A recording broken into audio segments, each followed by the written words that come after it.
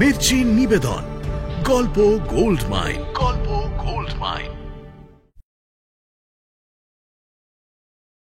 বইটির সত্ত্ব আনন্দ publishers private limited কর্তৃক সংরক্ষিত। আমাদের আজকের গল্পটি প্রাপ্তবয়স্কদের জন্য। মদ্যপান, ধূমপান ও মাদক সেবন স্বাস্থ্যের পক্ষে ক্ষতিকর। মির্চি গল্প গোল্ড মাইনে আপনাকে স্বাগত। মণিমাণিক্যে ভরা বাংলা সাহিত্যের কিছু জনপ্রিয় গল্প ও উপন্যাস দিয়ে সাজানো গল্প গোল্ড মাইনে আমাদের বিশেষ নিবেদন সরঞ্জিৎ চক্রবর্তী রচিত একটি সুন্দর প্রেমের গল্প পাতা ঝরার মরশুমে। নাট্যরূপ অর্পিতা চট্টোপাধ্যায়, পর্ব পরিচালনায় দেবলীনা আচার্য, প্রযোজনায় ভিজুয়াল অডিও।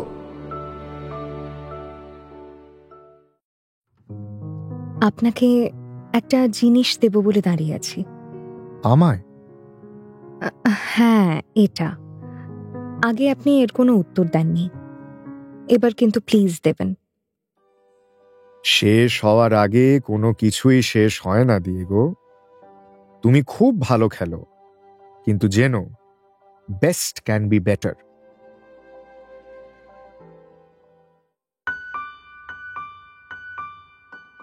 কবির দেখে ফেলেছে টাপুরের গানের খাতার শেষ পাতায় লাল কালি দিয়ে আঁকা হৃৎপিণ্ডের মাঝখানে গাঢ় লাল রঙে লেখা রয়েছে পুরুর নাম। চোখের সামনে দুলে উঠেছে তার বাটানগরের দুনিয়া। এখন কি করবে গোলকিপার কবির? টাপুরকে তো সে পারছে না ভুলতে। আর শিমুল যে দেখে ফেলেছে আমন তারই নিজের দিদি রঞ্জনাকে লিখেছে উত্তেজক কামপত্র, শিমুলও তার মন থেকে মুছে ফেলবে এমনকে। পুরুও বুঝতে পারছে না রবিন মেমোরিয়ালের সঙ্গে খেলায় তার কোচিংয়ে নঙ্গি হাই স্কুলকে কিভাবে জেতাবে। পুরু এখন কি করবে তার উপরে নির্ভর করছে অনেক কিছু। দিয়েগো মাঠে আসছে অথচ প্র্যাকটিস করছে না। পুরু এখন ওদের ট্রেনিং এর দায়িত্বে। রবিন মেমোরিয়ালকে এই ম্যাচে হারাতে না পারলে পুরুর গেমস টিচারের চাকরিটাই হয়তো পাকা হবে না। পুরু জানে নঙ্গি বয়েজকে জেতাতে হলে মাঠে দিয়েগোকে চাই। আর তখনই জ্যাকসন বলল, স্যার এই যে দিয়েগোকে নিয়ে এসছি, কিন্তু গুরুর মুড একদম পাংচার হয়ে আছে, খেলতেই চাইছে না। দেখুন না, জার্সি বুট কিছুই নিয়ে আসেনি। ও বলছে আপনি কোচিং করলে ও খেলবে না। সে কি? কেন? জানি না স্যার, আপনার সঙ্গে ওর কি দুশ্মনী কে জানে। ও বারবার বলছে ও খেলবে না। স্যার আপনি প্লিজ ওকে রাজি করান। ও না খেললে ফিরতি ম্যাচে একেবারে লেজে গোবরে হয়ে যাব। লেজে গোবরে হবে কেন? ওকে ছাড়া তোমরা জিততে পারবে না। শোনো, football team game, and no one, I repeat, no one is bigger than the game. Clear? পুরু চোয়াল শক্ত করল। ও জানে প্রথম থেকেই ওকে শক্ত হতে হবে, রাশ আলগা দিলেই মুশকিল। জ্যাকসন হাউমাউ করে উত্তর দিল, ওসব বইয়ের কথা স্যার আমি মানি না। মারাদোনা না থাকলে 86-তে আর্জেন্টিনা জিততো? আপনি বলুন তো। মারাদোনা ফুটবলের চেয়েও বড়। পুরু কিছু বলতে যাচ্ছিল, কিন্তু জ্যাকসন ওকে বলার সুযোগ না দিয়ে নিজেই আবার বলল, প্লিজ স্যার প্লিজ, আমাদের ইজ্জত কা সওয়াল। পুরো বাঁশ হয়ে যাবে স্যার। চুপ করো, ই আজে বাজে বকছো। তুমি প্র্যাকটিসে নামো, ও বসে থাকুক, পরে দেখা যাবে। পুরো জোর করে জ্যাকসনকে প্র্যাকটিসে নামিয়ে দিল। ওয়ার্ম আপ করিয়ে নিয়ে কিছুটা ফিজিক্যাল ট্রেনিং করানো। দেখলো ছেলেগুলো ফিজিক্যালি খুব একটা ফিট নয়। আধ ঘন্টা খানেক পরে 5 মিনিটের ব্রেকে আমন বলে একটা ছেলে এসে বলল, স্যার গত 3 দিন একবারও আমরা বল পেলাম না। আমরা কি বল নিয়ে ট্রেনিং করব না স্যার? নিশ্চয়ই করবে। আগে একটু ফিজিক্যাল ফিটনেসটা বাড়ুক, ফার্স্ট উইক অফ ডিসেম্বর বল নামাবো। কিন্তু স্যার তখন তো প্র্যাকটিস বন্ধ থাকবে। আমাদের ফার্স্ট টার্মে তখন পরীক্ষা শুরু হয়ে যাবে। তাছাড়া 10-12-এর টেস্ট শুরু হবে তখন। ডিসেম্বরের শেষে আবার প্র্যাকটিস শুরু হবে। পুরো গিভ আপ কেস হয়ে যাবে স্যার। সর্বনাশ! এটা তো জানতো না পুরু। ও নিজের মতো একটা ট্রেনিং শিডিউল বানিয়ে রেখেছিল, এখন তো পুরোটা বদলাতে হবে। পুরু চিন্তা করলো খানিকক্ষণ, বুঝল যে সময় যখন কম, ওকে খানিকটা ইম্প্রোভাইজ করতেই হবে। আর একটা কথাও সত্যি, শুধু ফিজিক্যাল ফিটনেস বাড়াতে গেলে ছেলেরাও বোর হয়ে যাবে। ওরা তো আর বিশ্বকাপ খেলতে যাচ্ছে না। পুরো মনে মনে ঠিক করে নিল। আমনকে বলল, শোনো, আজই বল পাবে তোমরা। শোনো, এবার থেকে প্রথমে ড্রিল করে নেবে, তারপর বল নিয়ে ম্যাচ সিচুয়েশন তৈরি করে খেলা হবে। নাও এবার নেমে পড়ো। এরপর বল নিয়ে খানিকটা সময় ড্রিল করানোর পর বেশ কিছুটা শুটিং প্র্যাকটিস করালো পুরু। দেখলো সবাই মোটামুটি মারতে পারলেও জ্যাকসন ছেলেটা বল ডান দিকে শট মারলে বাঁ দিকে যাচ্ছে। একে দেখলে পুরুদের কোচ অলোকদা বলতেন তালকানা। কিন্তু জ্যাকসনের যেটা গুণ সেটা হলো স্পিড। বেশ জোরে দৌড়োয় ছেলেটা। পুরুর মনে পড়ল এরকমই জোরে দৌড়তো ও নিজে। অলোকদা বলতেন জেসি ওয়েন্স। এরপর ওদের একটা ছোট ম্যাচও খেলালো পুরু। দুটো টিম ভাগ করে 15-15, 30 মিনিটের ম্যাচ। পুরু দেখল ছেলেগুলো মোটামুটি খেলছে, কিন্তু সবারই নিজের কেরামতি দেখাবার একটা ঝোঁক। এদের বোঝাতে হবে যে ফুটবল টিম গেম, এটা টেনিস নয়। তবু এসব কিছুর মাঝেও পুরু দেখছিল দিয়েগোকে। মাঠের একপাশে চুপ করে বসে আছে সে। দেখে মনে হচ্ছে এই মাঠ, এই স্কুল, কোনো কিছুর সঙ্গেই ওর আর কোনো যোগাযোগ নেই। পুরু দেখল মাঠের দিকেও তাকাচ্ছে না দিয়েগো। দূরে দুটো শালিক পাখির দিকে তাকিয়ে বসে আছে ও। এ ছেলেকে মাঠে ফেরাতে যথেষ্ট বেগ যে ওকে পেতে হবে সেটা বিলক্ষণ বুঝল পুরু। নির্দিষ্ট সময়ে প্র্যাকটিস শেষ করে দিল পুরু। আজ আর নয়। সবাইকে কিট গোছাতে বলে নিজের ব্যাগ থেকে জলের বোতল বের করে জল খেলো খানিকটা। জামার হাতায় মুখ মুছে এবার দিয়েগোর দিকে এগিয়ে গেল ও। দিয়েগো তখন ডুডু আর জ্যাকসনের সঙ্গে গল্প করছিল। পুরুকে আসতে দেখেই চুপ করে গেল। পুরুই প্রথম কথা শুরু করল। তুমি প্র্যাকটিসে আসছো না কেন? দিয়েগো কোনো উত্তর না দিয়ে চুপ করে রইল। পুরু দেখল এ তো মহা ঝামেলা। ও আবার একই প্রশ্ন করল। দিয়েগো এখনো চুপ। পুরু বুঝল এভাবে হবে না, দেখা যাক অন্যভাবে চেষ্টা করে। পুরু এবার বলল, শোনো দিয়েগো, চুপ করে থেকে কোনো কিছুর সমাধান হয় না। অন্তত এইটুকু বলো তোমার প্রবলেমটা কি। এমনও তো হতে পারে যে কোথাও কোনো ভুল বোঝাবুঝি হচ্ছে। দিয়েগো সরু চোখে পুরুর দিকে তাকালো একবার, তারপর শান্তভাবে বলল, দেখুন, আমি এমন কারো কাছে ট্রেনিং করতে চাই না যিনি আমায় বিশ্বাস করেন না। ম্যাচের দিন সন্ধেবেলায় বটতলায় আপনিই তো ছিলেন, তাই না? আপনিই তো আমায় জিজ্ঞেস করেছিলেন আমি ইচ্ছে করে কবিরকে ধাক্কা মেরেছিলাম কিনা। কি ঠিক কিনা? পুরু চুপ করে রইল। কথাটা সত্যি। পুরু ভেবেছিল যাদের গেমস টিচার হওয়ার কথা হচ্ছে তাদের খেলা একবার দেখে নেবে। আসলে এর আগেও ওদের অনেক খেলা দেখেছে পুরু, কিন্তু এবার ভেবেছিল অনেক খুঁটিয়ে দেখবে, শুধু দর্শকের চোখে নয়, পরীক্ষকের চোখেও। তাই সেদিন খেলা দেখতে গিয়েছিল ও। আর খেলা দেখে ওর মনে হয়েছিল দিয়েগো ঠিক গা লাগাচ্ছে না। তাই সন্ধেবেলা বটতলার কাছে ওদের আড্ডায় বসে হঠাৎ রাস্তা দিয়ে দিয়েগোকে যেতে দেখে দিয়েগোকে খেলা সম্বন্ধে ওই কথাটা না জিজ্ঞেস করে পারেনি। কথাগুলো ভাবছিল পুরু। আর তখনই দিয়েগো আবার বলে উঠল, আপনি বললেন না কিন্তু আমি ঠিক বলছি কিনা। দিয়েগোর গলায় সামান্য অধৈর্য। এবার চোয়াল শক্ত হলো পুরুর। ও জানতো এই স্কুলে এসে ওকে ঝামেলার সামনে পড়তে হবেই, কারণ ওর বয়সটা তো ঠিক স্যার হওয়ার নয়। কিন্তু পুরু জানে এমন সময় কি করতে হয়। দিয়েগো, আমি নিজে সুপার ডিভিশনে ফুটবল খেলেছি। আমি কিন্তু বুঝি কে কিভাবে খেলছে।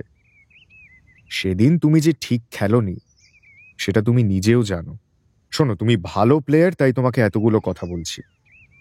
আপনি সুপার ডিভিশনে কি খেলেছেন আমি জানি না, কিন্তু এখানে যা প্র্যাকটিস করাচ্ছেন। দিয়েগোর অবজ্ঞাটা স্পষ্ট বুঝতে পারল পুরু।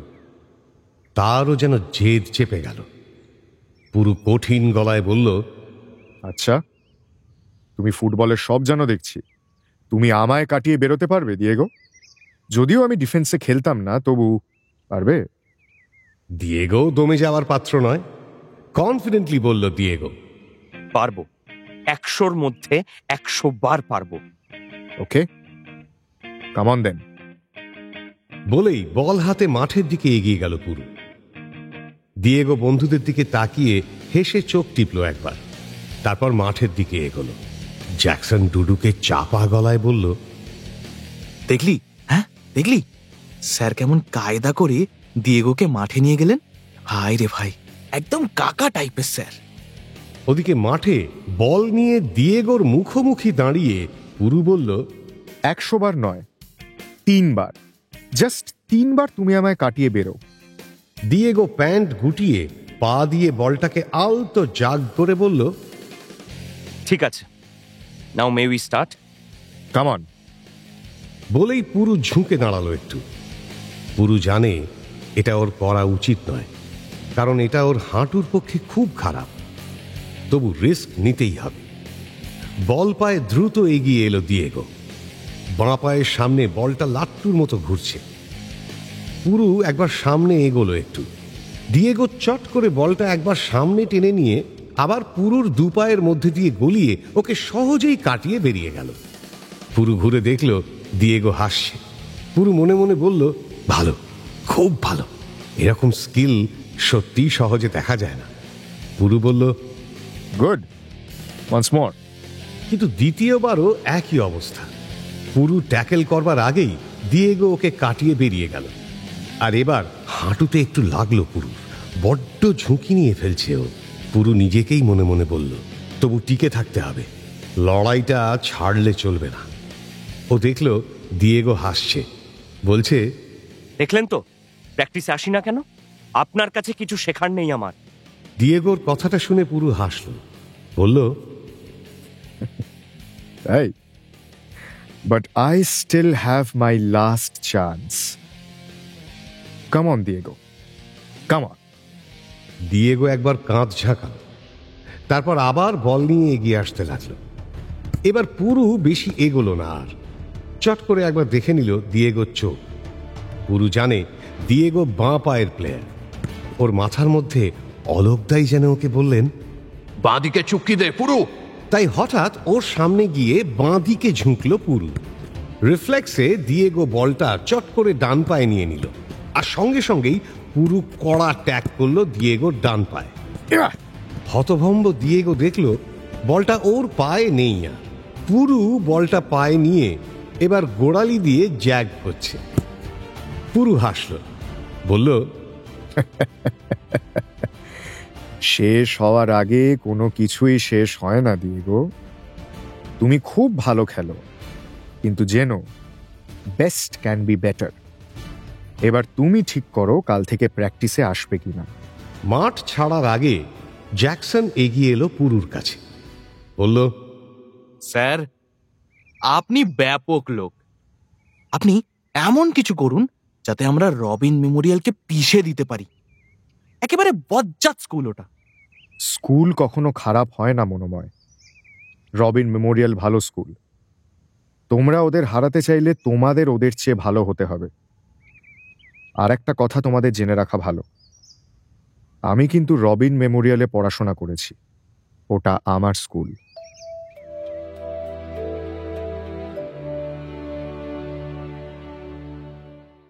জ্যাকসনের অবাক হওয়া মুখের দিকে না তাকিয়ে পুরু হাঁটতে শুরু করলো। এনএসএ মাঠ থেকে বেরিয়ে চ্যাটার্জি পাড়ার রাস্তা ধরে হাঁটছিল পুরু। সন্ধে হয়ে এসেছে প্রায়। এখানে পাড়ার ভেতরের রাস্তায় আলো নেই, পিচও ভাঙাচোরা। এত কম লোক যায় এখান দিয়ে, তবু রাস্তার এই হাল কিভাবে হলো বোঝা মুশকিল। পুরু বুঝতে পারছিল নঙ্গি স্কুলের এই চাকরিটা খুব কিছু সহজ হবে না। দিয়েগো ওদের সবচেয়ে ভালো প্লেয়ার, কিন্তু ওই সবচেয়ে বেশি গন্ডগোল করছে। এমন চললে আমাকে কোনো স্টেপ নিতেই হবে। টিমে ডিসিপ্লিন না আনলে কিচ্ছু হবে না, কিচ্ছু না।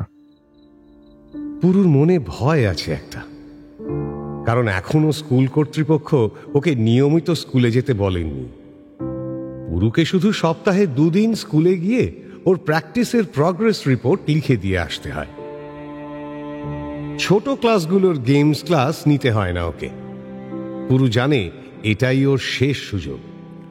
সামনের সরস্বতী পুজোর সময়ের ম্যাচটাই আসল। পুরু হাত ঘড়িটা দেখলো একবার, এখনো একটু সময় হাতে আছে। ওর পড়ানো সন্ধে 7:30টায়, খিদেও পেয়ে গেছে। একটু বাড়ি যাবে কি, কিন্তু কিছু ঠিক করার সময় পেল না পুরু। একটা মোটর বাইক এসে থামলো ওর পাশে। চালক সিটে বসেই ওকে ডাকলো, এই পুরু। পুরু বিলক্ষণ চেনে গলাটা। কুশ। ফিরে তাকিয়েই দেখলো কুশই। ও বলল, কি রে কুশ, তুই এতদিন কোথায় ছিলি? কোনো খবর নেই। সেদিন ঝামেলার পরেই তোকে প্রথম দেখলাম। জানিস নিশ্চয়ই আমি নঙ্গি স্কুলকে প্র্যাকটিস করাতে শুরু করেছি। কুশ মোটর বাইক থেকে নামলো, রাস্তার পাশে বাইকটা রেখে একটা কালভার্টে বসল। এই জায়গাটায় সামান্য আলো আছে, কারণ সামনে একটা বিশাল বড় জলের ট্যাঙ্ক আর পাম্প হাউস। তার আলোর ছিটে ফোটায় অন্ধকার এখানে পাতলা। কুশ চুপচাপ বসে রইল কিছুক্ষণ, তারপর বলল, হ্যাঁ রে, পুরো ডাউন হয়েছিলাম এই কটা দিন। সেদিন তুই না বাঁচালে পিটিয়ে তক্তাবোস বানিয়ে ছেড়ে দিত পাবলিক। পুরু ওর পাশে বসে জিজ্ঞেস করলো, তুই মেয়েটাকে কি বলেছিলি বলতো? মা কালীর দিব্যি বলছে কিচ্ছু বলিনি। এমনি মেয়েটার সঙ্গে একটু ঝাড়ি করার চেষ্টা করি, সেদিনও করছিলাম। এমনকি চোখ ফোকও মারিনি, কিন্তু কেন যে মেয়েটা এসে ধুয়ে ইস্ত্রি করে দিল বুঝলাম না। তুই কিচ্ছু বলিসনি? প্রশ্নটা করে পুরু অবিশ্বাস ভরা চোখে কুশের দিকে তাকালো। মায়েরি, শুধু যখন ও ঝাড়ছিল আমি চাপে পড়ে বলে ফেলেছিলাম যে ওর পিঠটা মন্দিরা বেদির মতো। মন্দিরা বেদির মতো পিঠ না বিশান সিং বেদির মতো পিঠ তোকে কে বলতে বলেছে? সত্যি এমন ঝামেলা পাকাস না। আর তুই জানিস না যে মেয়েটা সাংঘাতিক? যাকে আর ওর পেছনে ঘুরিস না। সব সময় কিন্তু আমি বাঁচাতে যাব না, মাথায় রাখিস। পুরু বিরক্তির সঙ্গে উঠে দাঁড়ালো। কুশও আর বসল না, উঠে বাইকে স্টার্ট দিল। পুরু জিজ্ঞেস করলো, এখন কোথায় যাচ্ছিস? কুশ বাইকের আওয়াজের ওপরে গলা তুলে বলল, যাই, রাধা কাকুর মেয়েকে সময় দেওয়ার আছে। এত কিছুর পরেও তোর স্বভাব গেল না? জলে থাকলেও মাছের কি গায়ের গন্ধ যায়? Okay bye. কুশের বাইকের টেল লাইটটা দ্রুত রাস্তার বাঁকে মিলিয়ে গেল। আজ সঙ্গে সাইকেল নেই পুরুর। ও মেন রোড না ধরে পাড়ার ভেতর দিয়ে বাড়ি ফিরতে লাগলো। এই রাস্তাটা কংক্রিটে বাঁধানো, কিন্তু এখানেও বিশেষ আলো নেই। এর ওর বাড়ির আলোয় রাস্তাটা আবছা দেখা যায়। পুরু এই আলো আঁধারির মধ্যে কাকে যেন ওর বাড়ির রাস্তার বাঁকের মুখে দাঁড়িয়ে থাকতে দেখল। মুখটা স্পষ্ট বুঝতে না পারলেও দাঁড়ানোর ভঙ্গিটা দেখে পুরুর পিঠ দিয়ে ঠান্ডা স্রোত বয়ে গেল একটা। ও আবার কেন? পুরুকে দেখে ছায়া থেকে বেরিয়ে এলো টাপুর। পুরু দেখল আজ একদম সাজেনি মেয়েটা। আজ শুধু একটা জিন্স আর জ্যাকেট পরে আছে। তাতেও অসাধারণ লাগছে টাপুরকে। টাপুরের গুণেই বোধহয় ওদের গরিব গলিটা পার্ক স্ট্রিটের মতো উজ্জ্বল হয়ে উঠেছে।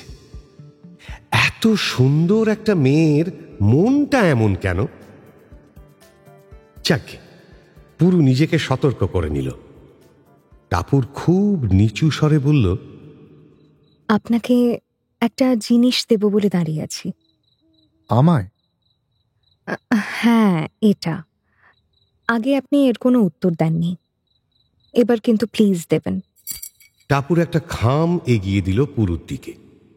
পুরু হতভম্ব হয়ে যন্ত্রের মতো হাত বাড়িয়ে খামটা নিল। কি এটা? পরে দেখবেন। আমি আমার মোবাইল নাম্বার ওতে দিয়ে দিয়েছি, একটা ফোন করলে ভালো লাগবে। টাপুর চলে যাবে বলে পেছন ফিরল। পুরুর হঠাৎ রাগ জড়ে গেল মাথায়। পেয়েছে কি মেয়েটা? ও কড়া গলায় বলল, টাপুর, দাঁড়াও। আবার এসব শুরু করেছো? আবার চিঠি দিয়েছো? কি চাও তুমি? না, কোনো কথা বলবে না। উত্তর চাই তোমার, না? এই নাও উত্তর। পুরো খামটা 4 টুকরো করে ছিঁড়ে টাপুরের হাতে দিয়ে হাঁটতে শুরু করলো। মেয়েটা নিশ্চয়ই আবার কোনো গন্ডগোল পাকানোর তালে আছে। একবার শিক্ষা হয়েছে পুরুর, আর নয়। পুরু ফিরেও দেখল না পেছনে। টাপুর থাকুক বা যাক, ওর কি, ও কেয়ার করে না। এমনিতেই ওর জীবনে হাজারটা ঝামেলা, তার মধ্যে আর নতুন ঝামেলা ভালো লাগে না। এইসব চিন্তা করতে করতে পুরু প্রায় ওর বাড়ির সামনে এসে পড়েছে। হঠাৎ একটা সাইকেল পেছন থেকে এসে গা ঘেঁষে দাঁড়াল। পুরু চমকে উঠে সরে গেল। স্যার, কবিরের গলা। ওর সঙ্গে পুরুর আলাপ হয়েছে মাঠে। পুরু জিজ্ঞেস করলো, কি ব্যাপার কবির, তুমি কিছু বলবে? কবির যেন দম নিল একটু, তারপর ফিস ফিসে গলায় বলল, thank you sir, thank you very much. Thank you? কেন, কি ব্যাপারে? Sir, you have made my day, thank you. আর দাঁড়ালো না কবির, সাঁ করে সাইকেল নিয়ে বেরিয়ে গেল। পুরো অবাক হয়ে দাঁড়িয়ে রইল। কি হচ্ছে সব? কিচ্ছু বুঝতে পারছি না আমি। কবির হঠাৎ আমাকে থ্যাঙ্কস জানালো কেন? নিজের মনে কথাগুলো ভাবতে ভাবতে বাড়ির দিকে পা বাড়ালো পুরু।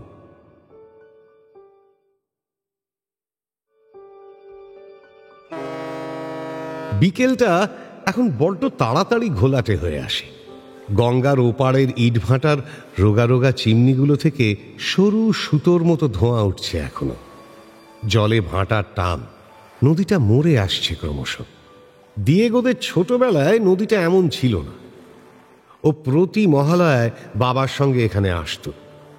বাবা আর বাবার বন্ধুরা স্নান করত, আর ও অবাক হয়ে দেখত ভরা একটা নদী। দেখতো বড় বড় জাহাজ যাচ্ছে, ভটভটি লাগানো নৌকোগুলো মানুষ নিয়ে এপার ওপার করছে। জাহাজের চিমনিতে লাগানো পতাকা দেখেও মনে মনে ভাবত, কোন দেশ থেকে আসছে জাহাজটা? কিন্তু সেই ছোটবেলার নদীটা কোথায় গেল কে জানে। এখন সামনের নদীটাকে দেখলে কষ্ট হয় দিয়েগোর। মরে যাচ্ছে, বড় দ্রুত মরে যাচ্ছে নদীটা, ঠিক যেন ওর মা। গ্যাজনখানায় আজ দিয়েগোর সঙ্গে ডুডু আর জ্যাকসন আছে। কবিরটার যে কি হলো, দিয়েগো মাঝে মাঝে ভাবে, কবির এভাবে ভুল বুঝলো আমাকে। অবশ্য কে না ভুল বুঝছে, সবাই ভেবেছে আমি বিশ্বাসঘাতক। ওকে নিয়ে ছোট্ট ছড়াও কেউ একটা ছড়িয়ে দিয়েছে বাটানগরে। মাঝে মাঝেই শোনে ওকে দেখলে চেঁচিয়ে কিছু 6-7-এর ছেলেরা বলছে,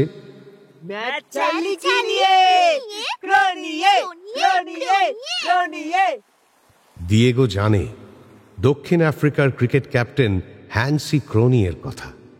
ম্যাচ ফিক্সিং করেছিলেন তিনি। পৃথিবীর সমস্ত মানুষ স্তম্ভিত হয়ে গিয়েছিল, কিন্তু দিয়েগো তো অমন করেনি। তবে কে ছড়িয়েছে কথাটা দিয়েগো আকাশ পাতাল ভেবেও বের করতে পারেনি। কিন্তু যেই ছড়াক, সে খুব বুদ্ধি করে কথাটা ছড়িয়েছে। এমনিতেই বাড়িতে প্রচণ্ড টেনশন চলছে, তার উপর এই ঝঞ্ঝাট, সামনে টেস্ট পরীক্ষা। দিয়েগোর পাগল পাগল অবস্থা। এখন প্র্যাকটিস বন্ধ, যদিও দিয়েগো প্র্যাকটিসে যাচ্ছে না। আসলে বলা যেতে পারে পুরুর ওপর অভিমান করেই যাচ্ছে না। সবাই না হয় ভুল বুঝল, কিন্তু পুরু নিজে তো হায়ার লেভেলে ফুটবল খেলেছে। ও কি করে অমনভাবে দিয়েগোকে সন্দেহ করছে? কোচ যদি আর প্লেয়ারকে বিশ্বাস না করতে পারে, তাহলে সেই টিমে প্লেয়ারের খেলে লাভ নেই। দিয়েগোর চিন্তা থেমে গেল ডুডুর গলার আওয়াজে। এই দিয়েগো, চিনে বাদামের খোসা ছাড়িয়ে মুখে ফেলে প্রশ্ন করল ডুডু। কি রে দিয়েগো, তখন থেকে কি এত ভাবছিস বলতো? কি হয়েছে তোর? কই কিছু না তো। অন্যমনস্কভাবে দিয়েগো উত্তর দিতেই এবার জ্যাকসন রুক্ষভাবে জিজ্ঞেস করল, কিছু নয় যখন, তখন এমন লাত খাওয়া প্রেমিকের মতো বসে আছিস কেন রে? হ্যাঁ? দিয়েগো উত্তর না দিয়ে উঠে দাঁড়াল। ওরা যেখানে বসে আছে সেটা সবুজ পাড়। দিয়েগো হেঁটে সামনের দিকে এগিয়ে গেল। জ্যাকসন নাছোড়বান্দা হয়ে ওর সঙ্গে সঙ্গে উঠে গেল। বলল, না, আজ তোকে বলতেই হবে। তোকে বলতেই হবে কেন তুই সেই খেলার পর থেকে এরম করছিস। না হয় সেদিন বাজে খেলেছিস, লোকে যা খুশি বলুক, তুই এমন মেধা মেরে গেছিস কেন রে? হ্যাঁ, তুই এমন করছিস বলেই তো লোকে আরো তোর পেছনে লাগছে। ওই বেশি ফ্যাচ ফ্যাচ করিস না, যা বুঝিস না তা নিয়ে ভাটের জ্ঞান দিবি না জ্যাকসন। শালা আমি বুঝি না তো তোকে কে বোঝে রে? হ্যাঁ, আচ্ছা ঠিক আছে, বোঝা আমায়। ফালতু মটকা গরম করে দিচ্ছিস তুই। জ্যাকসন দুমদাম করে গিয়ে আবার বসে পড়ল। দিয়েগো একবার ঘড়িটা দেখল, 5টা বাজেনি, তবু কেমন সন্ধে হয়ে আসছে। ভেবেছিল এখানে এলে একটু ফ্রেশ লাগবে, কিন্তু এরা যা শুরু করেছে আর ভালো লাগছে না। এবার বাড়ি যেতে হবে। ডুডু বাদামের ঠোঙাটা শেষ করে দূরে ছুঁড়ে ফেলে বলল, এই দিয়েগো, তোর সানসাইন মানে রাশি কি রে? আবার রাশি কাশি গয়া বৃন্দাবন খুলে বসলি? হ্যাঁ মায়ের, তুই এক পিস জিনিস বটে। ব্রিটিশ মিউজিয়ামকে খবর দিলে না, ওরা এসে জামাই আদর করে নিয়ে যাবে তোকে।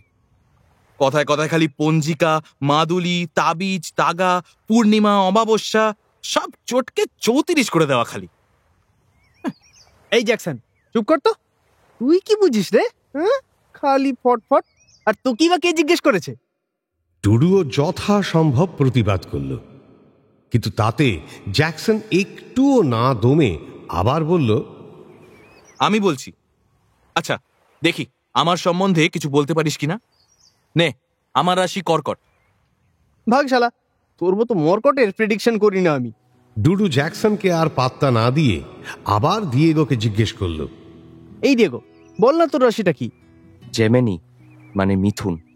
অনিচ্ছার সঙ্গে মুখ ঘুরিয়ে জবাব দিল দিয়েগো, আর সঙ্গে সঙ্গে জ্যাকসন যেন কথাটা লুফে নিল। বলল, মিঠুন? ভাগ, মিঠুন আবার রাশি কবে হলো রে? ও তো চক্রবর্তী। আরে ওই যে মিঠুন চক্রবর্তী, এখন সাউথের মোটা মোটা নায়িকাদের সঙ্গে সিনেমা করে। একসময় ওই ডিস্কো ডান্সার করেছিল, গানটা মনে নেই? I am a disco dancer, দাদুকে দিদি মাদায় অ্যান্সার, ঢিঁচু ঢিঁচু। আরে ওর যদি মিঠুন রাশি হয় তাহলে আমার অমিতাভ রাশি। ওহ, ঘ্যামা হবে না? বুড়ো বয়সে মাথায় রঙিন পরচুলা পরে কাজরারে কাজরারে বলে কি নাচ! কাশ্মীর থেকে কন্যাকুমারী পর্যন্ত সবাই ম্যালেরিয়া রোগীর মতো কাঁপছে। মায়েরি, বচ্চনের চামড়া ফামড়া ঝুলে গেলেও এখনো বেশ টান্টু আছে। ডুডু আর পারল না, ছুটে গিয়ে ক্যাট করে একটা লাথি মারল জ্যাকসনকে। তোর টান্টুগিরি বের করছি, দাঁড়া। অমিতাভ বচ্চন সম্বন্ধে কিছু বললে কিন্তু এই গঙ্গার তীরে রক্ত গঙ্গা বইবে বলে দিলাম। দিয়েগো জানে অমিতাভ বচ্চন ডুডুর ফেভারিট অ্যাক্টর, কিন্তু জ্যাকসন দমবার পাত্র নয়। সে আবার বলল, বলবো না মানে 100 বার বলবো, 1000 বার বলবো। চামড়া ঝুলে মশারি হওয়ার জোগাড়, আর এখনো ইয়াং নায়িকাদের সঙ্গে সিনেমা করা। রানী মুখার্জিকে চুমো পর্যন্ত খেয়েছে, কি সাহস! একে টান্টু বলবি না তো কাকে বলবি? হ্যাঁ, টান্টু টান্টু টান্টু, শালা তুইও টান্টু। জানি না ভেবেছিস? সেদিন তোকে আমি দেখিনি বর্ষা মতো মেয়েটার সঙ্গে হাত ধরে দাঁড়িয়েছিলি?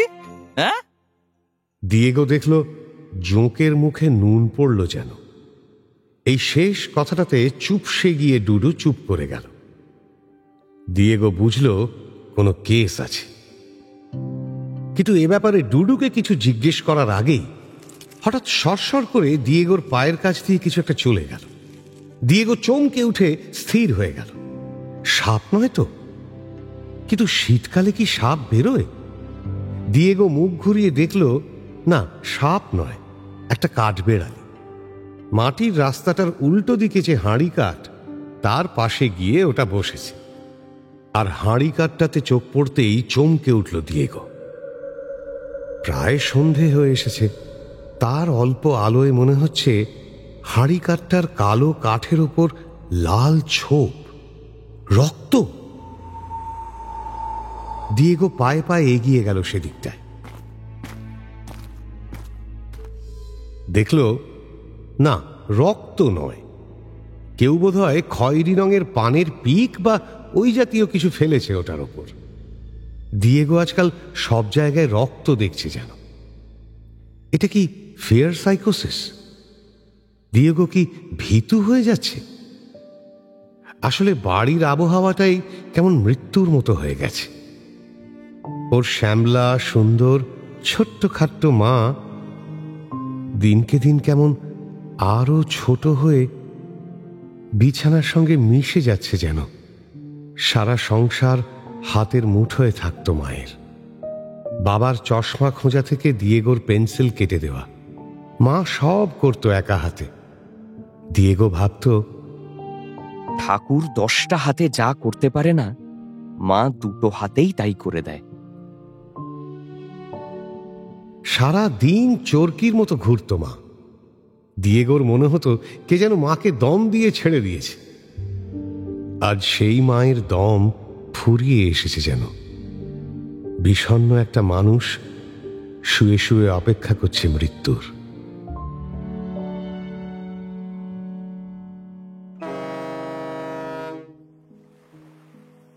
ওই যে গঙ্গার ওই দিকে সূর্য ডুবে যাচ্ছে। ওই যে লাল রংটা জলে গুলে ক্রমশ গাঢ় থেকে গাঢ়তর হয়ে উঠছে, এই সমস্ত রং চেনে দিয়েগো। ওর মায়ের বিছানার বালিশে মাঝে মধ্যেই এই রংটা লেগে থাকে। সূর্য ডুবে যাচ্ছে, খুব দ্রুত সূর্য ডুবে যাচ্ছে। মায়ের জীবনেও বোধহয় গোধূলি নেমে এলো। কাউকে দিয়েগো এসব বলতে পারে না। জ্যাকসন, ডুডু বা অন্য কাউকে ও কখনো বলে না ওর বাড়ির অবস্থা। ও জানে এসব কথা বললেই লোকে সহানুভূতি দেখাবে, প্রচুর জ্ঞান দেবে। বাড়িতে অসুস্থ মাকে দেখতে গিয়ে তাকে আরো অসুস্থ করে তোলাই যেন মানুষের কাজ। দিয়েগো এসব চায় না। ও নিজে জানে ওর ইগো বেশি। কেউ ওকে করুণা করুক, ও সেটা সহ্যই করতে পারে না।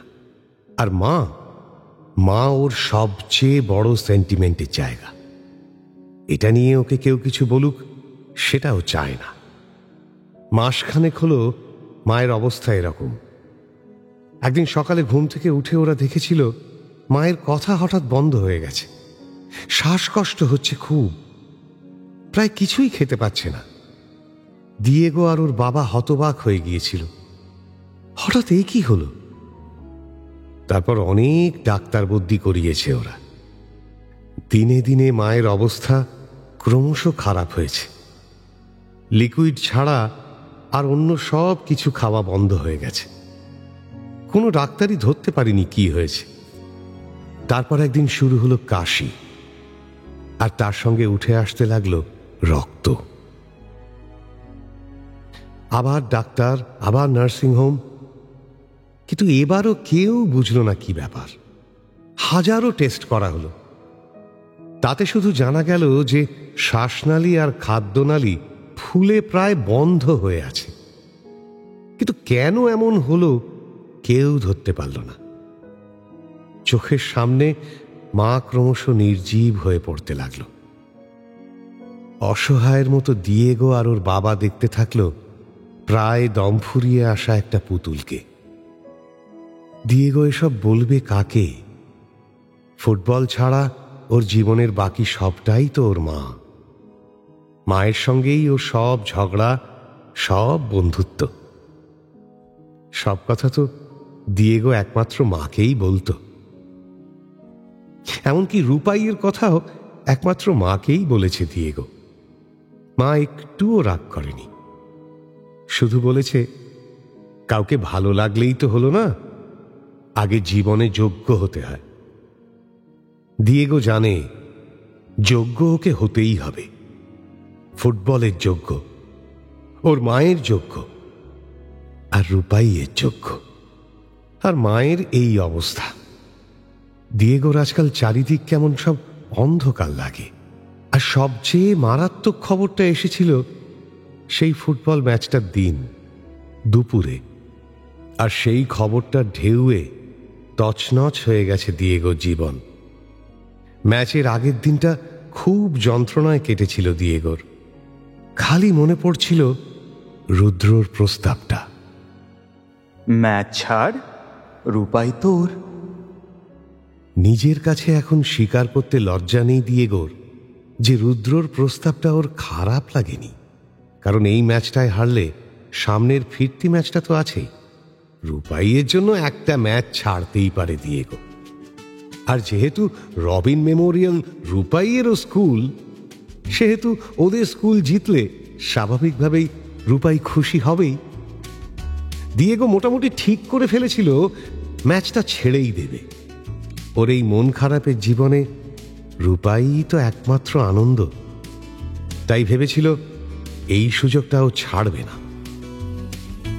একবার, অন্তত একবার নিজের জন্যেও কিছু করবে। শেষ রাতের দিকে ঘুম এসেছিল দিয়েগোর, কিন্তু কি এক অস্বস্তিতে বেশিক্ষণ ঘুমোতে পারেনি। ঘুম ভেঙে গিয়েছিল ওর। বিছানা থেকে উঠে জানলায় দাঁড়িয়ে ও দেখেছিল কার্তিক মাসের আবছা ঠান্ডা আর পাতলা কুয়াশার মধ্যে ওদের বাগানে গাছের সামনে দাঁড়িয়ে আছে মা। ওই প্রচণ্ড অসুস্থ শরীর নিয়েও বাগানে বেরিয়ে শিউলি ফুল জড়ো করছে। সেই শিফনের মতো কুয়াশা, কুসুম রঙের আলো আর এক গাছ শিউলির সামনে দাঁড়ানো মাকে দেখে হঠাৎ খুব মন খারাপ হয়ে গিয়েছিল দিয়েগোর। মনে পড়ে গিয়েছিল যে সেদিন ওর ঠাকুরদার মৃত্যুবার্ষিকী।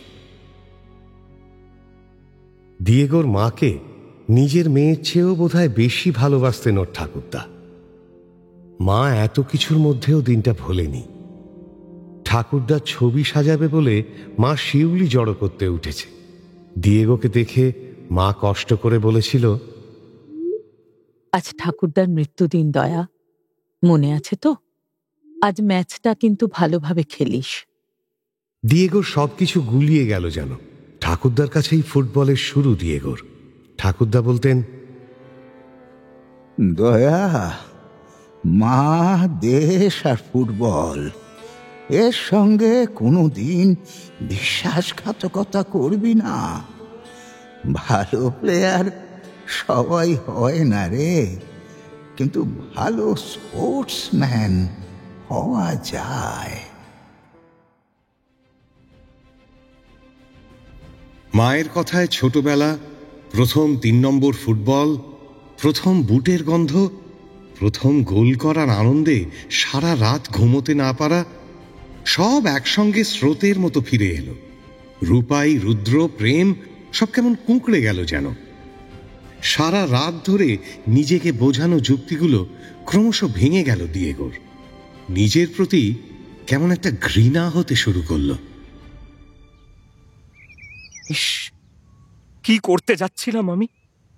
একটা মেয়ের জন্য আমি বিশ্বাসঘাতকতা করতে যাচ্ছিলাম। না, সম্ভব নয়, সম্ভব নয়। দিয়েগো ঠিক করে নিয়েছিল ও নিজের খেলাই খেলবে, কিন্তু তবু সব গন্ডগোল হয়ে গিয়েছিল। এখন মনে হয় দিনটা ওর ছিল না, একেবারেই ছিল না। ফুল তোলার পরেই মায়ের শরীর হঠাৎ খারাপ হয়ে পড়ল সেদিন। বাবা খুব বকাবকি করেছিল মাকে অমন অনিয়ম করার জন্য, কিন্তু ততক্ষণে মায়ের অবস্থা খুবই খারাপ হয়ে পড়েছে। মুখ দিয়ে অনবরত রক্ত উঠতে শুরু করলো। ওষুধ, ইঞ্জেকশন সব করেও কিছু হলো না। ডাক্তার কাকা বললেন, আমি খুব ভালো বুঝছি না, তোমরা যত তাড়াতাড়ি পারো বায়োপসি করার বন্দোবস্ত করো। ইট মে বি ক্যান্সার। ক্যান্সার? কথাটা শুনে দিয়েগোর মনে হয়েছিল ওর পৃথিবীটা যেন কেউ এক ধাক্কায় ভেঙে দিল। অনেক উঁচু নাগরদোলার থেকে নিচে নামার সময় পেটের ভেতরটা যেমন খালি খালি লাগে, ঠিক তেমনই মনে হয়েছিল দিয়েগোর। ক্যান্সার মানে মৃত্যু?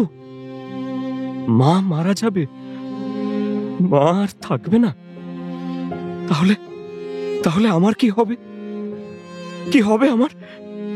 মন খারাপ হলে কার কাছে গিয়ে বসবো? সকালে উঠে কার মুখ দেখবো প্রথমে?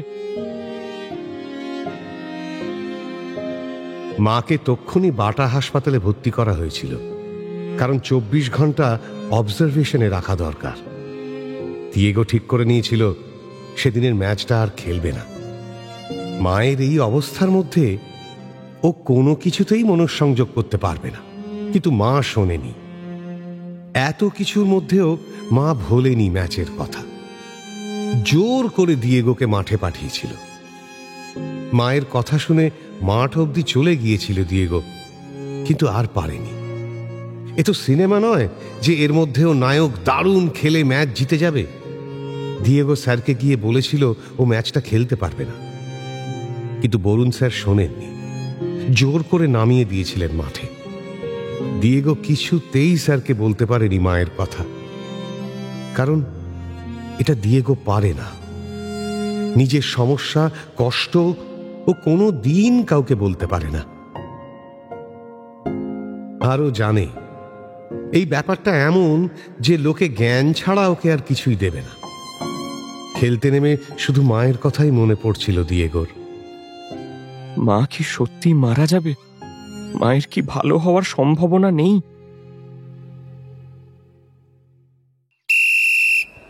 এইসব 7-5 ভাবতে ভাবতে একের পর এক মিস পাস হতে লাগলো। পায়ের থেকে বল বেরিয়ে যেতে লাগলো। কাটাতে গিয়ে বিপক্ষের পায়ে জমা দিতে লাগলো বলগুলো। সবাই গালাগালি দিতে শুরু করলো। কেউ কেউ বাবা মায়ের নাম তুলেও গালাগালি করলো।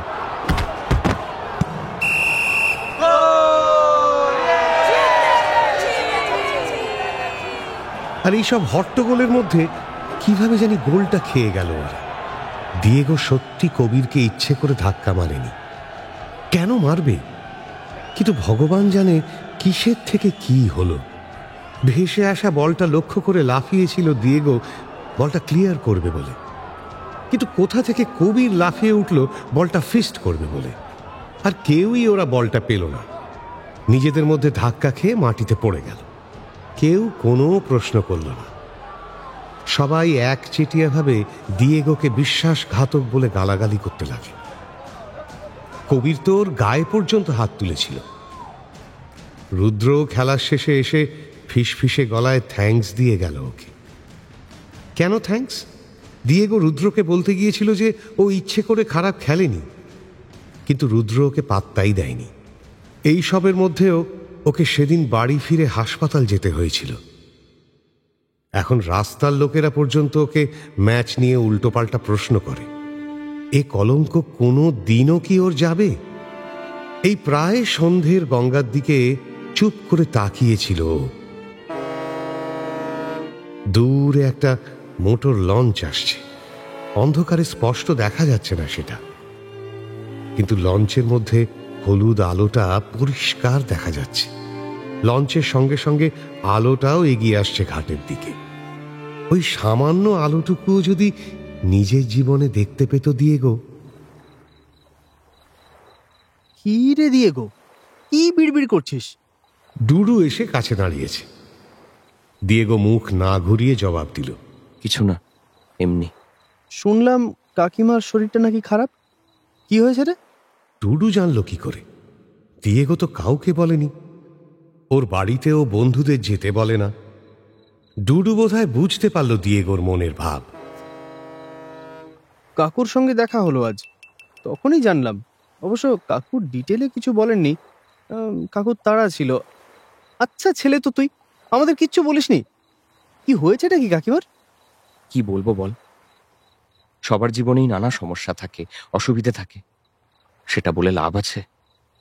আর মায়ের শরীর খারাপ হয়েছে, ট্রিটমেন্ট চলছে। এর বেশি কিছু বলার নেই এ ব্যাপারে। যাকে বাদ দে, চল বাড়ি যাই।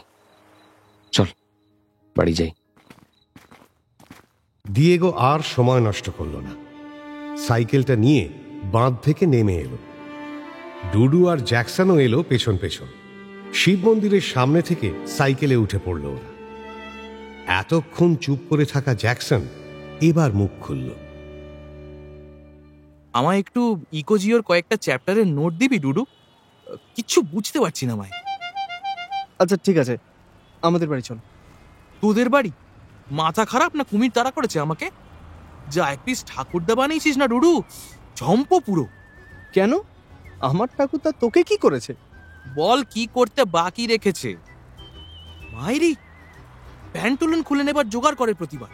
দেখা হলেই মানধাতা আমলের রেকর্ড বাজায়। মনোময়, তুমি ব্রাহ্মণের ছেলে, গায়ত্রী মন্ত্র জানো? ওইটা কই তোমার? আন্নিক করো তো, আচমন মন্ত্র বলো দেখি। তারপর আবার শুরু করে, কোন গোত্র আমাদের, আমরা কোন শ্রেণীর ব্রাহ্মণ, পৈতের গ্রন্থি দিতে জানি কিনা। যাই বলিস, ভারী বিটকেল বুড়ো। সেদিন জিজ্ঞেস করছে আর্যভট্টের একটা বইয়ের নাম কি। ভাবলাম বলি জিসম, তারপর ভাবলাম সেটা তো মহেশ ভট্টের প্রোডাকশন। ডুডু, ইকো জিওর নোট দিবি না বললেই হয়।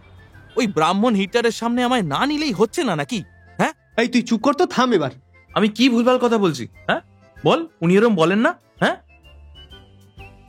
ডুডু প্রতিবাদ জানিয়ে কি সব বলতে শুরু করলো, কিন্তু দিয়েগো আর শুনল না। ছ্যাবলামো আর ভালো লাগছে না। জ্যাকসনটা যেখানে থাকবে সেখানেই ভুলভাল কথার ডিপো খুলে বসবে। কিন্তু দিয়েগো জানে, একটু অদ্ভুত হলেও জ্যাকসন ছেলেটা ভালো, ওর মনে কোনো প্যাঁচ নেই। ওদের সাইকেল সাহেব কলোনির সামনে এসে পড়েছে। দিয়েগো ভাবল এবার জোরে সাইকেল চালিয়ে ও বেরিয়ে যাবে, আর দেরি করবে না। কিন্তু ঠিক সেই সময় একটা মেয়েলি গলার চিৎকারে আপনা আপনি তিনটে সাইকেল একসঙ্গে থেমে গেল। ডুডু, এই ডুডু! দিয়েগো দেখল একটা ফর্সা বেশ সুন্দর দেখতে মেয়ে ডুডুর নাম ধরে ডাকছে। ওরা সাইকেল থামাতেই মেয়েটা এগিয়ে এলো ওদের দিকে, বলল, ডুডু শোন। জানতাম তোকে এই রাস্তাতেই পাওয়া যাবে এরকম সময়। খুব দরকার আছে তোর সঙ্গে, একটু হেল্প করবি? হ্যাঁ, কি ব্যাপার বলতো পরি? দেখ না, সন্ধে হয়ে গেছে তো, আমি একা একা উষা গেটে যেতে ভরসা পাচ্ছি না। আমার সঙ্গে একটু যাবি? এই সন্ধেবেলা উষা গেটে কি দরকার তোর? এখানে না, চল, যেতে যেতে বলছি। ডুডু একবার দিয়েগো আর একবার জ্যাকসনের দিকে করুণ চোখে তাকালো। তারপর যেন ইচ্ছে নেই এমন ভাবে বলল, চল তাহলে। ডুডু পরির সঙ্গে এগিয়ে গেল উষা গেটের দিকে। আর ওরা চলে যেতেই জ্যাকসন দিয়েগোকে বলল, ওরে বাস, এই মেয়েটার হাত ধরেই তো সেদিন দাঁড়িয়েছিল ডুডু। শালার নামেও পড়ি, দেখতেও পড়ি, আর ফিগার দেখেছিস? মায়েরি, আমাদের কপালে পড়ি তো দূরের কথা, একটা ডাইনিও জোটে না রে। ডুডু মেয়েটাকে তুলে ফেললো। জ্যাকসন কথাটা এমন তারস্বরে বলল যে একটু দূরে দাঁড়ানো ফুচকাওয়ালার কাছে ফুচকা খেতে আসা দুটো মেয়ে ঘুরে তাকালো। দিয়েগো ধমক দিয়ে বলল, ওই কি সব সময় শালাটালা বলে কথা বলছিস? চারপাশের লোকজন দেখে কথা বলবি তো। সরি গুরু, ভুল হয়ে গেছে। দিয়েগো প্যাডেল করতে গিয়ে দেখল ফুচকাওয়ালার সামনে দাঁড়ানো দুটো মেয়ের মধ্যে যাকে দেখতে ভীষণ সুন্দর, সে ফুচকার পাতাটা হঠাৎ মাটিতে ছুঁড়ে সাহেব কলোনির গেটের দিকে হাঁটতে শুরু করলো। অন্য মেয়েটা থতমত খেয়ে জোরে ডাকলো, শায়েকা, এই শায়েকা, কি হলো? ফুচকাটা খেয়ে যা। কিরে, এই শায়েকা!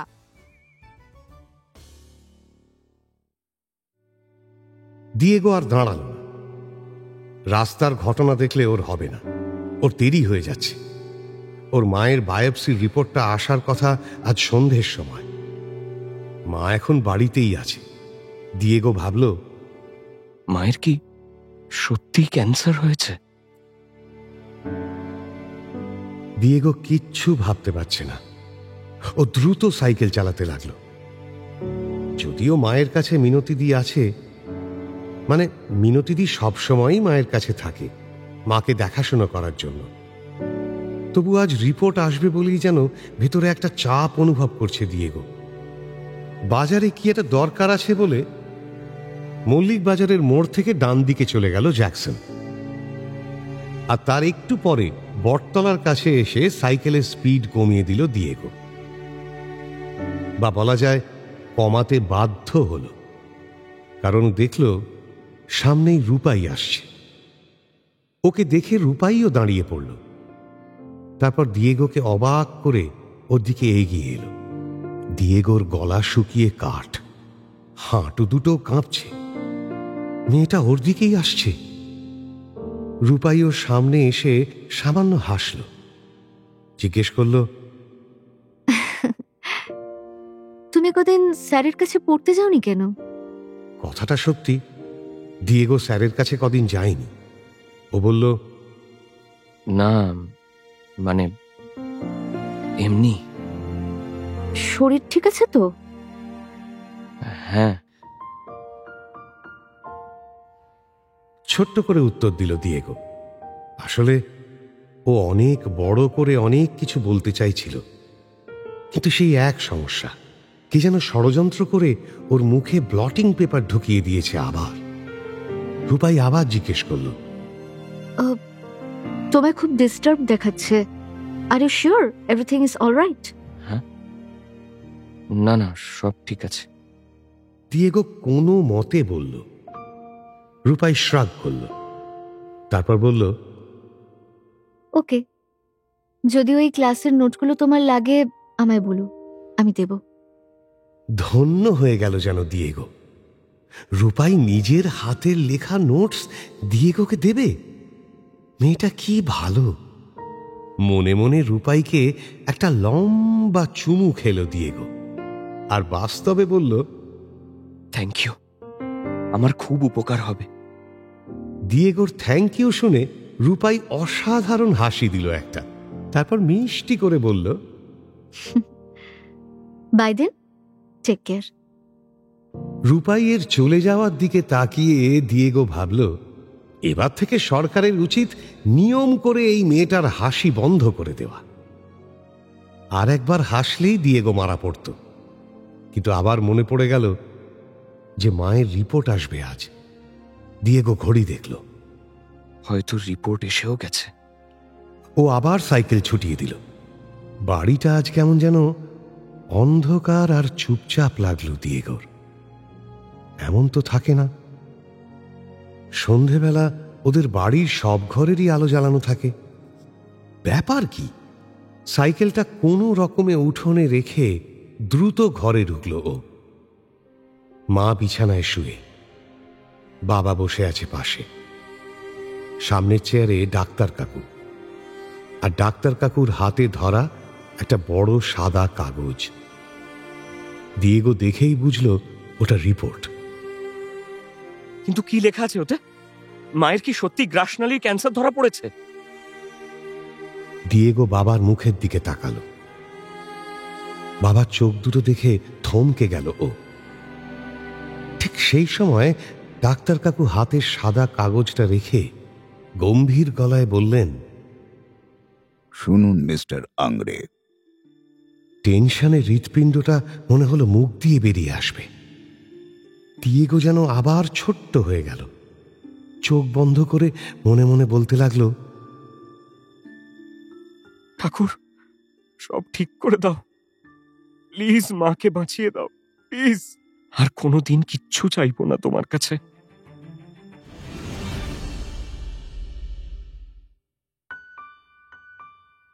স্কুলের পরীক্ষা শেষ হয়ে গেল। আজ 12-এর টেস্টের শেষ পরীক্ষা ছিল। এখন ডিসেম্বরের মাঝামাঝি, বেশ ঠান্ডা পড়েছে এবার। স্কুল গেটের বাইরে দাঁড়িয়ে কবির দেখল স্টুডেন্টরা স্কুল থেকে একে একে বেরিয়ে আসছে। ওই তো দিয়েগো, ওই যে ডুডু, আর সবার পেছনে জ্যাকসন। ওহ, প্রতিটা পরীক্ষায় গন্ডগোল করেছে বেটা। হয় স্যারেদের সঙ্গে, নয় পাশের স্টুডেন্টদের সঙ্গে কোনো না কোনো ঝামেলা করেছেই করেছে ও। জ্যাকসনের এইসব ননসেন্স কাজকর্মের জন্য কবিরের বিরক্তও লাগে, আবার হাসিও পায়। সত্যি ভীষণ উদ্ভট এই ছেলেটা, কখন কি করে ঠিক নেই। হঠাৎ ওর মনে পড়ে গেল ক্লাস 7-এর একটা ঘটনা। জিওগ্রাফি পরীক্ষার খাতা বেরোনোর দিন ছিল সেটা। ফাইনাল পরীক্ষা নয়, এমনি টার্মিনাল পরীক্ষা।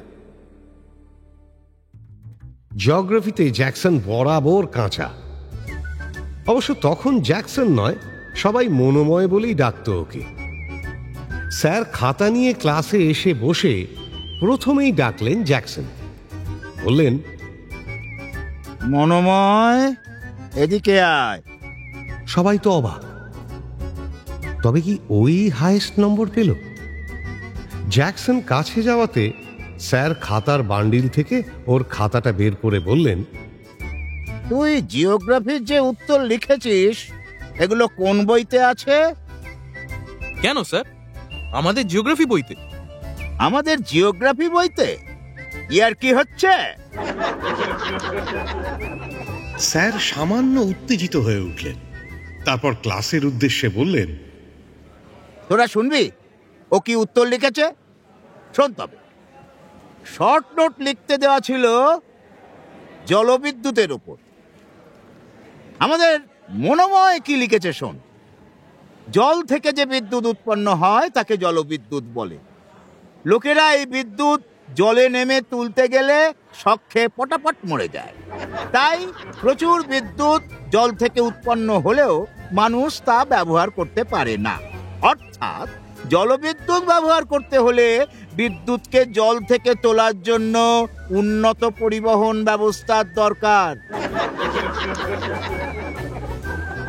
স্যার যখন থামলেন, জ্যাকসন ছাড়া আর সবাই হাসতে শুরু করেছে। কথাগুলো ভাবতে ভাবতে কবিরের মুখে হাসি ফুটে উঠল আপনা থেকে। আজ স্কুলের শেষ পরীক্ষা ছিল বলেই কি সেই সব পুরনো দিনের কথা বেশি মনে পড়ছে? সবে এইসব ভাবছে, আর অমনি জ্যাকসন এসে পিঠে চাপড় মেরে বলল, কি রে কবির, একা একা দাঁত কেলাচ্ছিস কেন? গাচ্ছি খাবি শালা। এই ডুডু, ওকে বারণ কর বলে দিচ্ছি। জ্যাকসন, আবার শুরু করলি? লক্কাবাজি না করলে তোর হয় না না রে? ও, তুমি শালা মাগিবাজি করে বেড়াবে আর আমি লক্কাবাজি করছি, তাই না?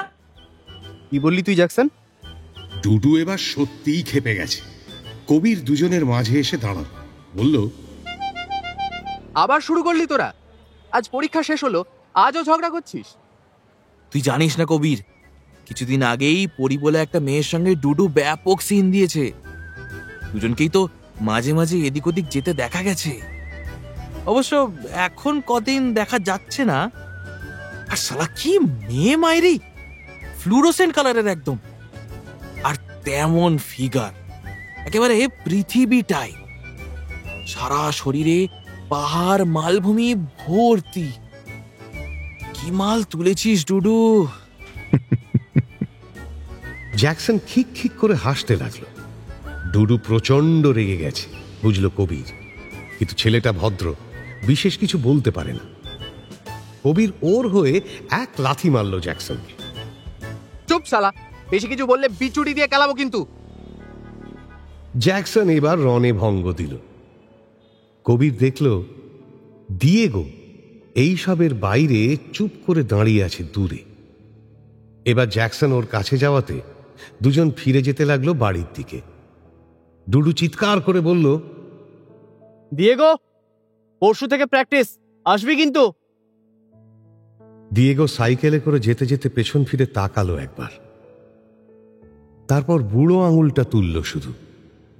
ওরা দুজন গলির মধ্যে মিলিয়ে গেল।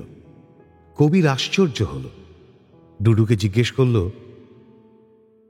দিয়েগোটা প্র্যাকটিসে জয়েন করবে? হ্যাঁ করবে, ও তো নিজেই বলল। হঠাৎ মত পরিবর্তন? কি জানে কেন। আসলে ওর খুব টেনশন যাচ্ছে বুঝলি। বাড়িতে মা অসুস্থ, আরও কি সব প্রবলেম আছে নাকি। যাকে, ও নিজেই যখন বলেছে প্র্যাকটিস করবে, করুক। তা করুক, কিন্তু দেখ কতটা সিরিয়াসলি করে। যা চারদিকে শুনছি, গত ম্যাচটা নাকি ইচ্ছে করেই ছেড়ে দিয়েছিল। কবির কথা বলতেই ডুডু বাধা দিল এবার, বলল, ফালতু কথা, দিয়েগো ওরকম ছেলেই নয়। ডুডু, তুই যাই বলিস, রবিন মেমোরিয়ালের ছেলেরা কিন্তু তেমনই বলছে।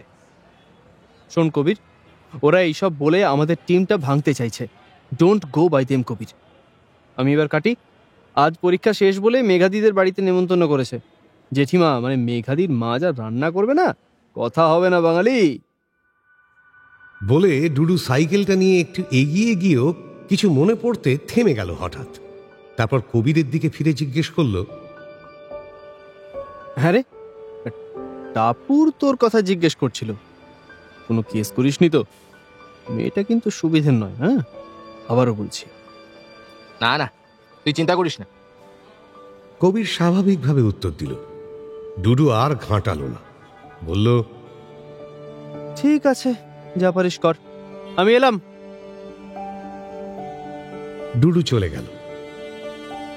টাপুর নামটাই কেমন করে দেয় কবিরকে। কবির কেন এত ভালোবাসে টাপুরকে? কত ঝঞ্ঝাটেই না পড়ে এই জন্য। তবু টাপুরের প্রতি আকর্ষণ বাড়তে থাকে ওর। এরকম আগুনের মতো একটা মেয়ে, ওকে কবিরের চাই। সকালে ঘুম থেকে উঠে প্রথম যার মুখটা ওর মনে পড়ে সেটা টাপুরের, আর রাত্রে ঘুমোতে যাওয়ার আগের মুহূর্তে যার মুখটা মনে পড়ে সেটাও টাপুরেরই। মনে মনে খুব ভালো হয়ে উঠতে ইচ্ছে করে কবিরের, মহান হয়ে উঠতে ইচ্ছে করে। যেদিন টাপুর ওর সঙ্গে কথা বলে সেদিনও সবাইকে মনে মনে ক্ষমা করে দেয়। রাস্তায় বসা ভিখিরিকে নিজের জামাটাই খুলে দিতে ইচ্ছে হয় ওর। কোথায় যেন ও পড়েছিল, love brings the best out of man. প্রেমে পড়লে সব ছেলেরাই কি মহান হয়ে পড়ে? অবশ্য কবিরকে অপদস্থ কম হতে হয় না টাপুরের জন্য। এই গত 2 দিন আগেও তো বাবার কাছে ব্যাপক ঝাড় খেয়েছে কবির। টাপুর আমার কষ্টটা বোঝে না কেন কে জানে। ও তো পুরো স্যারের পেছনে পড়েছে। স্যারটা ভালো, টাপুরকে পাত্তা দেন না। তবে টাপুরের পেছনে যে কবির পড়েছে সেটা ক্রমশ ছড়িয়ে যাচ্ছে বাটানগরে। এই 2 দিন আগে সেটা নিয়েই তো বাবার কাছে ভীষণ ঝাড় খেয়েছে কবির। খবরটা বাবার কানে তুলেছে নাড়ু কাকা। ওই লোকটা সর্বঘটে কাঁটালি করে। কোত্থেকে খবর জোগাড় করেছে কে জানে। তবে এটা বলতে হবে যে নাড়ু কাকার পরোপকারী নীতির জন্য ওর নেটওয়ার্ক বিশাল। টাপুর যেমন মেয়ে, ওর পেছনে ঘুরলে জানাজানি হওয়ার চান্স আছেই। 2 দিন আগে ছিল অ্যাকাউন্টেন্সি পরীক্ষা। পরীক্ষা ভালোই হয়েছিল কবিরের। ও দারুণ মেজাজ নিয়ে বাড়ি ফিরেছিল। বাড়িতে ঢোকার মুখে দেখেছিল নাড়ু কাকা বেরোচ্ছে। ওকে দেখে নাড়ু কাকা বলল, যাও ভেতরে যাও, আজ খবর আছে তোমার। সর্বনাশ, কি হলো আবার? ভয় পেয়ে গিয়েছিল কবির। দোতলায় নিজের ঘরে গিয়ে ব্যাগ রেখে জামা কাপড় পাল্টে চুপ করে বসেছিল কবির। কিছুক্ষণ পরেই মা এসে বলেছিল, বাবা তোমাকে ডাকছে। বাবা এই সময় বাড়িতে? শরীরটা ভালো নেই বলেই বাবা তাড়াতাড়ি বাড়ি ফিরে এসেছেন। বাবা নিজের থেকে সহজে ডেকে পাঠায় না কবিরকে। ভয়ে ভয়ে কবির গিয়েছিল বাবার কাছে। একটা রকিং চেয়ারে বাবা বসেছিল, হাতে মোটা একটা ইংরেজি বই। কবির চুপ করে দাঁড়িয়ে রইল। বাবা কোনো কথা না বলে বই পড়ে যাচ্ছে। কবির জানে এ ঝড়ের ইঙ্গিত। বাবা এরকমই করে, সম্পূর্ণ উপেক্ষা করে দাঁড় করিয়ে রাখে। বাড়িতে সবাই বাবাকে ভয় পায়, এমনকি বাবার কাকারা, মানে কবিরের দাদু যাঁরা, তাঁরাও কবিরের বাবার সামনে সবসময় একটা হে হে হে ভাব করে আসে। কবিরের বাবা উকিল মানুষ, সারাদিন বিভিন্ন মক্কেলের সঙ্গে আর কোর্টে প্রচুর কথা বলতে হয়। তাই বোধহয় বাবার কথা ফুরিয়ে যায় আর বাড়িতে চুপ করে থাকে। 10টা কথা বললে একটার উত্তর দেয়। মাঝে মাঝে বাবাকে ওরে বাবা মনে হয় কবিরের। মিনিট 10 পর বাবা বই থেকে মুখ না সরিয়েই বলল, পরীক্ষা কেমন হচ্ছে? ভালোই তো। এরপর তো হায়ার সেকেন্ডারি, তারপর কি করবে ভাবছো? বাবা বইয়ের আড়াল থেকে প্রশ্ন করল। কবির একটা ঢোক গিলে বলল, ভাবছি ফাউন্ডেশন দিয়ে সিএ পড়ব। সিএ পড়বে? আমার ইচ্ছে তুমি ল পড়ো। ল? হ্যাঁ, ল। আমাদের ফ্যামিলি ট্র্যাডিশনটা তুমি ছাড়া আর কে বজায় রাখবে? কিন্তু সিএতে প্রসপেক্ট ভালো, মানে কোনো মানে নয়। এখন থেকে সমস্ত ডিসিশন কি তুমি নেবে? তাহলে দিনকে দিন বাঁদর হয়ে উঠছো। বাবা এবার বইটা রেখে হুঙ্কার দিল। কবির কিছু বলতে যাচ্ছিল, কিন্তু বাবার দিকে তাকিয়ে থেমে গেল। গুলির মতো চোখের দৃষ্টি গায়ে এসে বিঁধছে ওর। বাবা এবার কেটে কেটে জিজ্ঞেস করলো, তুমি খুব লায়েক হয়েছ না? নিজের ভালো মন্দ সব বোঝো তুমি? পাখনা গজিয়েছে। টাপুরকে? শেষ প্রশ্নটায় প্রায় প্যান্ট খুলে যাওয়ার মতো অবস্থা হলো কবিরের। ওর মনে হলো ওর পেটের মধ্যে একটা জলহস্তি ঢুকে খুব দাপাদাপি শুরু করেছে। বাবার সঙ্গে বসে টিভি পর্যন্ত দেখে না কবির। পাছে কোনো বিজ্ঞাপনে ছেলেমেয়েরা জড়াজড়ি করছে দেখায়, পাছে কোনো সিনেমায় চুমুটুমু দেখিয়ে ফেলে। সেই বাবা ওকে টাপুর সম্বন্ধে জিজ্ঞেস করছে। কি বলবে কবির?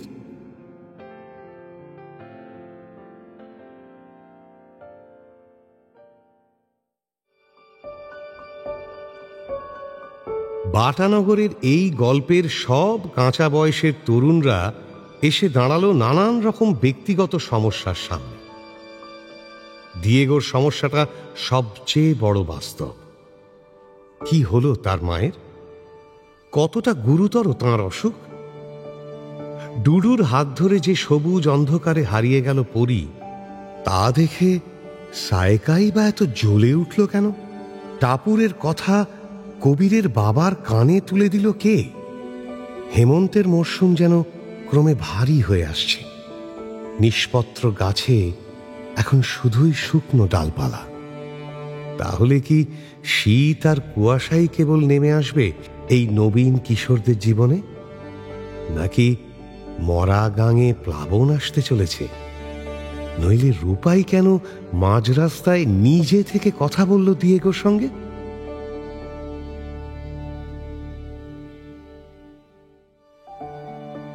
পাতা ঝরার মরশুমে উপস্থাপনায় শিবাশিস বন্দ্যোপাধ্যায়, নাট্যরূপ অর্পিতা চট্টোপাধ্যায়, পর্ব পরিচালনায় দেবলীনা আচার্য, মুখ্য চরিত্রে গল্প পাঠে শেখর, জ্যাকসন অন্বেষ দে, পুরু মির্চি অগ্নি, দিয়েগো ঋতব্রত মুখার্জি, কুশ কুশল ভট্টাচার্য, টাপুর শ্রেয়সী বন্দ্যোপাধ্যায়, রুদ্র ভিকি দাস, কবির সায়ন্তন ঘোষ, ডুডু সৌম্য চ্যাটার্জি, পরী স্নিগ্ধা ঘোষ, রূপাই অধ্যায় সাহা, নারু কাকা শেখর দাস।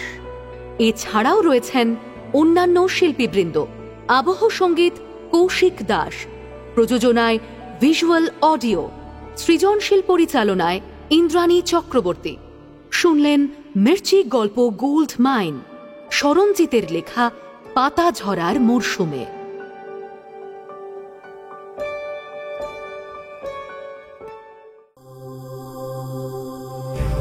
মির্চি নিবেদন গল্প গোল্ড মাইন। গল্প গোল্ড মাইন।